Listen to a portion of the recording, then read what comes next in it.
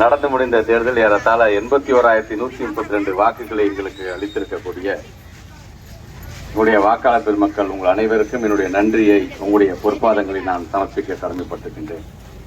எனக்கு வாக்களித்தாலும் வாக்களிக்காவிட்டாலும் அனைத்து என்னுடைய தாய் வீட்டு சொந்தங்களுக்கும் என்னுடைய நன்றிகள். குறிப்பாக எங்களோடு பணியாற்றிய எங்களுடைய மதசார்பற்ற முற்போக்கு கூட்டணியில் அங்கம் வகித்திருக்கின்ற அனைத்து தலைவர்களுக்கும் தோழர்களுக்கும் தொண்டர்களுக்கும் இந்த நேரத்தில் என்னுடைய நன்றியை தெரிவிக்க நான் கடமைப்பட்டிருக்கின்றேன்.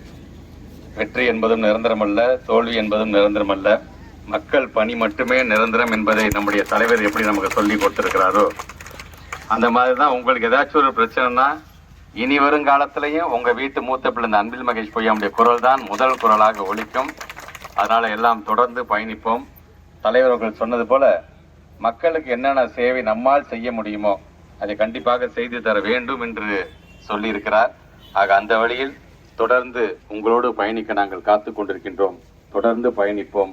உங்களுக்கு ஏதாச்சும் ஒண்ணுன்னா இங்கே நம்முடைய பகுதியை சார்ந்திருக்க அண்ணன் தருமணனாக இருந்தாலும் சரி, இந்த பகுதியை சார்ந்திருக்கின்ற நம்முடைய ஆற்றல் மிகு வட்டக்கழகத்தினுடைய செயலாளராக இருந்தாலும் சரி, எதெல்லாம் எங்களால் செய்து தர முடியுமோ அதை கண்டிப்பாக செய்து தருவோம் என்று சொல்லி உங்கள் அனைவருக்கும் என்னுடைய நன்றியை தெரிவித்து விடைபெறுகிறோம். நன்றி.